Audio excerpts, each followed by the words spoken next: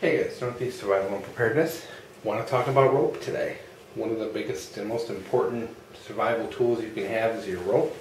And I wanted to make this part of my new Versus series. And originally I was going to do a video on synthetic rope versus natural rope. But, I kind of realized I'm really doing a big disservice by not covering the whole shebang. So in this video, I'm going to basically do a Versus comparison on several different kinds of rope and explain the usefulness and the pros and cons of each kind of rope. As you can see here, we have an entire lineup of rope and some nylon webbing to go over, so let's get started.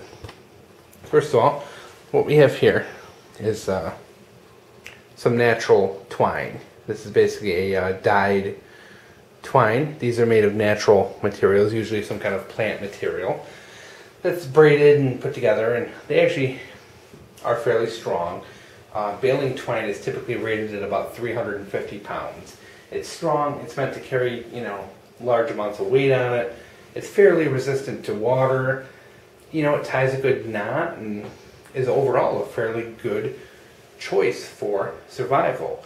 One of the big bonuses also is that it will decompose over time. So if you do happen to leave it out in the woods or use it in a way where you do have to leave it behind, it is a good choice because it will naturally decay. I typically would use a natural twine for maybe like small around the camps, maybe making camp furniture or just making small things to put together where you want a good tight line.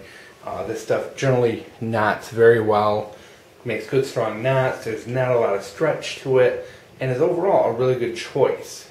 But it does have a lot of drawbacks when you look at the synthetic ropes and how kind of useful they are. But twine is cheap, easy to come by, and it's natural, and it makes a good survival tool. One of the other big things about twine and natural materials is they do tend to hold a little bit better. They have a little more friction to them. So if you are using to lash things together or hold things in place, it tends to have a little more friction than the synthetic ropes. So next, we have a synthetic polypropylene rope here.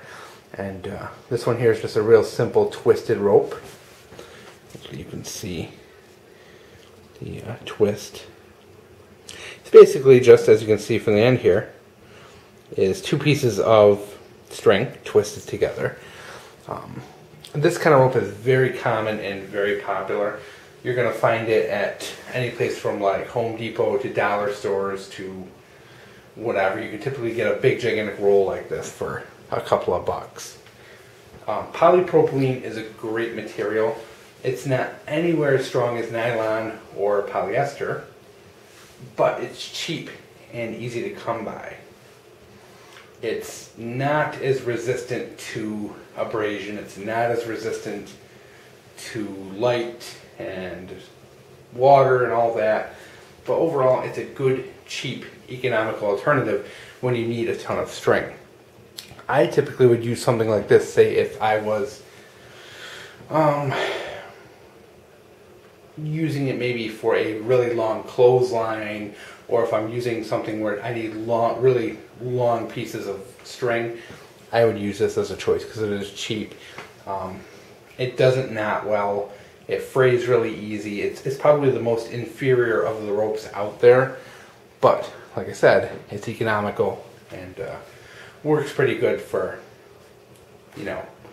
pretty simple applications. Very good thing to have, because you can easily take 50 or 100 feet of this and put it into your backpack, and it's essentially going to be no weight, no space. So it's a great way to add some survival gear to your pack. Another big downfall of this is you can't separate the strands and make these useful. As you can see, they fray out and they get all windy, and it really doesn't. You really can't use the individual strands for things. So I generally shy away from this unless I do need a volume of rope. Next, polyester rope. So we have two different types of polyester rope here. One is a larger braid, as you can see here. Very simple braided polyester rope. And this one here, which I can't remember where I got this, is a braided polyester rope, but it's actually set up like paracord.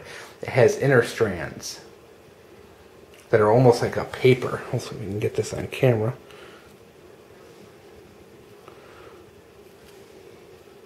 You can see this is almost like a paper in here rather than a string, whereas like a paracord has individual strands. This is almost like a thin, flat paper material inside. Really an interesting rope, and not sure where I got it, but you know, it's kind of neat. Just wanted to show two different kinds of polyester. Polyester ropes are very strong, almost as strong as nylon. They're very resistant to UV rays, salt water, water, anything like that. These things will last a long time. These are great for applications if you're going to be using them around water, for tying up a boat or making a raft or something like that, because they're really impervious to the elements. Another thing about polyester is polyester doesn't stretch like nylon does. So when you're using it to make a raft, I highly recommend polyester. If you're making a raft, you're making anything that's going to go in the water, try to stick with a polyester rope because it doesn't stretch and it's really good about water. It makes a really good tight knot as well.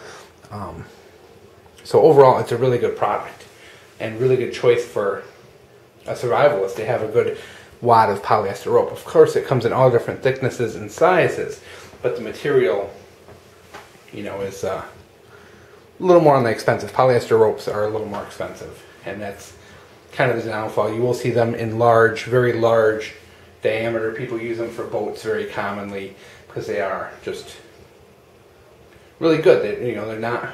They don't break down easy. They're really tough and robust, and they tie good, and they're almost as strong as nylon. And I mean, there's a lot to it. I mean, great choice. You know, in the end, if you can afford a nice polyester rope, you know, something like this, you can put this in your backpack. Is a great choice. I particularly like using polyester rope for hanging tarps because it doesn't stretch. One of the things is use paracord, like we got over here, to hang up your tarp. Paracord stretches, so you have to kind of retension your line after you're done because it will stretch and shrink and all that. Polyester doesn't do it, so I really like using polyester with the right knots, like some kind of hitch knot for tensioning, and you can get a really good tight line on a tarp or a tent or a guy line or whatever you're using it for. So it is my favorite application for polyester is to use for that. Oh, 550 paracord. Duct tape of rope. It's amazing. It can do anything. There's a million uses for it. What is 550 paracord? Of course, it's a rope kind of invented.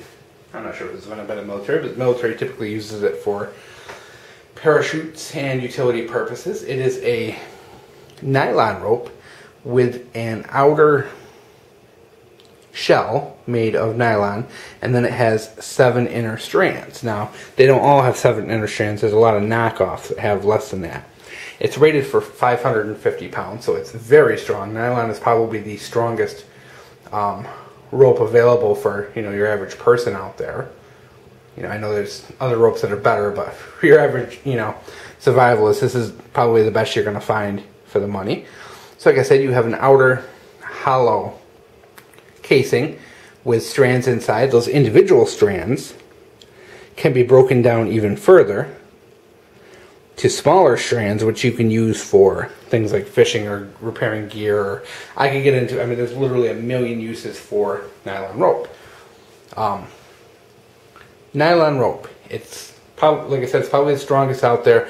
It's very resistant to abrasion. It's very resistant to light and salt water. It does sink, so this rope is not going to float, which is important to know. If you do drop this in the water, you're going to lose it. It's going to sink to the bottom. The drawbacks to 550 paracord are, number one, it shrinks when it gets wet, and number two, it stretches. So when you're trying to use it for a tensioning system, like hanging a tarp, you can often have issues. First of all, being that you get a heavy wind, it can stretch out the rope, and put slack into your lines. And number two, when you tie knots and then this gets wet, the knots can be very, very difficult to undo because it can, it just shrinks down on the knot and can make them extraordinarily tight. I typically keep 550 for utility purposes. It's a good all-around rope. I typically will not use it to hang up a tarp. I won't use it for guy lines. I won't use it for anything involved in putting tension on an item. But if you're looking to strap something onto your backpack, if you're looking to, maybe even put together some camp furniture, it's a really good way to use this rope. Plus, $5.50, it's relatively cheap. You can get it just about anywhere, and like I said, it's super tough. You can do 1.5 million things with it, so great choice. Next, bungee cord. Bungee cord is very similar to paracord, except that it does have it has an outer sheath and an inner material that's stretchy, and they usually have hooks on the end. Very good survival type of rope in that you can use it to quickly lash things and connect things. You can use it as a tensioning because you can stretch it and it will provide tension on a rope or an item. You can use it for whatever meets your needs. Always a good idea, and almost always, anytime I go out in the woods, I will have just a small, 1 foot piece of bungee cord just in case of emergency. You never know, you may have a equipment failure or something like that bungee can fix. It's pretty lightweight and pretty useful. And last but certainly not least, I wanted to show you nylon webbing. Nylon rope is not just 550. It's also this nylon webbing, which is very commonly used by climbers. It's very, very super strong. This nylon webbing is rated for, I think, 3,000 pounds. So this is something you can actually tow a vehicle with, or make a harness, or use this for really, strong uses. I often keep this in some of my survival backpacks. I keep a length just long enough to make a Swiss seat. And if you don't know what that is, look it up, Google it. It's basically you make your own climbing harness out of nylon webbing, by wrapping it around you and tying a couple knots. So I often use this as a rescue aid in case I ever do have to rescue someone, or even self-rescue. If you fall down a cliff or whatever, a good piece of nylon webbing can definitely save your life. It's a great item to have in your car because it is something you can use to tow your vehicle or pull your vehicle or whatever. They make this stuff, I think, even rated up to 10 and 12,000 pounds. Depending, of course, it'll be thicker. They have this one here is a flat one, but they also make oval ones that are shaped like an oval and thicker in the center. Once again, a lot of uses. Very strong, and has the same good qualities that nylon has. It's very strong for its weight. It's very resistant to abrasion and light and salt water and the elements. It'll stick around for a long time, and very, very strong. So there you go, guys. An overview of the different kinds of ropes and what they're kind of useful for, their strengths and weaknesses. I hope you kind of enjoyed this whole thing. And, like I said, guys, when you look into it, try and find the right rope for the right job. And there's no issue with, if you are practicing survival, mixing these different kind of ropes in your pack. Maybe carrying 20, 30 feet of paracord. Maybe keeping 20, 30 feet of polyester and polypropylene and maybe even a little bit of twine, and experimenting with all of them and seeing their limitations and their strengths, and experimenting, because you will find after time that you will want to use certain ropes for certain tasks because they just work better. Certain knots work better with certain materials. Even the individual braids between them have different pluses and different minuses. Some braids knot better, some braids don't knot as good.